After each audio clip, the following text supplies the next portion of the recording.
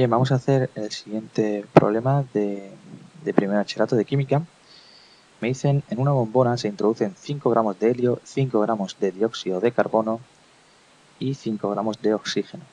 Si el manómetro indica que la presión en la bombona es de 700 milímetros de mercurio, ¿qué presión ejerce cada gas? Bueno, yo sé, según la ley de Dalton, ¿de acuerdo?, de las presiones parciales,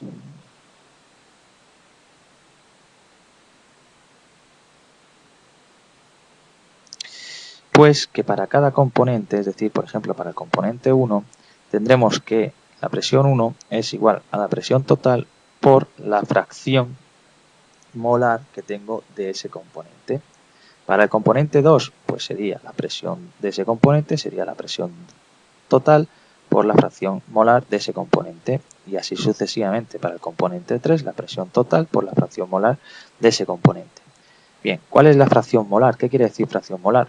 Pues fracción molar del primer componente en este caso sería el número de moles que tengo de ese componente partido del número de moles totales, es decir, el número de moles del componente 1 más el número de moles del componente 2 más el número de moles del componente 3. Bien, de acuerdo.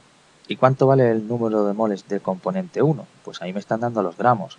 Y yo sé, pues sería la masa del componente 1 partido de su masa molecular. Lo estoy haciendo solo con el primero, ¿vale? Bien, la masa me están diciendo que serían 5 gramos y la masa molecular. Bueno, pues la masa molecular tendríamos que hacer la del helio, del dióxido de carbono y del oxígeno. Voy a hacerlo aquí. Sería la masa molecular del helio. Bueno, pues me voy a las tablas y veo que la masa molecular es de 4 gramos por cada mol.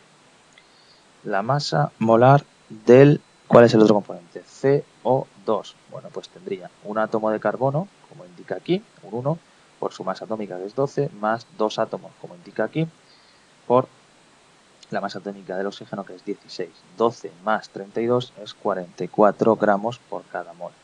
Y luego la masa del oxígeno, ¿de acuerdo?, del O2, sería 2 átomos por la masa atómica, 2 átomos porque aquí pone un 2, por la masa atómica del oxígeno que es 16, por tanto 32 gramos por cada mol, ¿de acuerdo?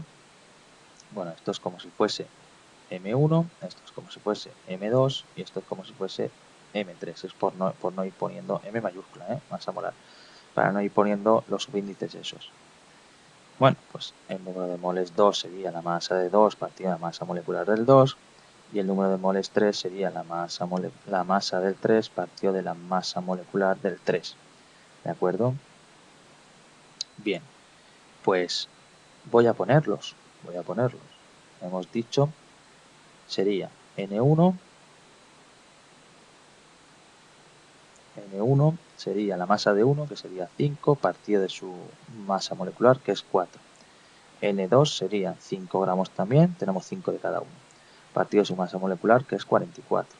Y N3 serían 5 gramos partido de su masa molecular, que es 32.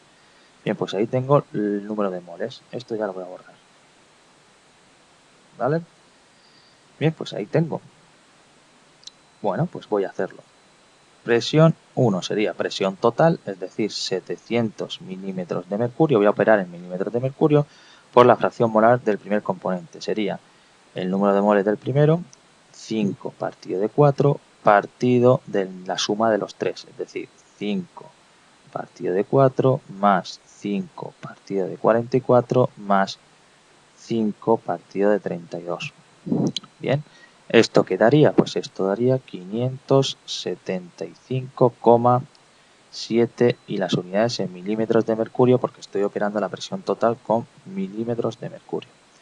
Para el 2, bueno, para el 2 voy a borrar por aquí porque no me cabe todo, ¿de acuerdo? Y voy a ponerlo aquí.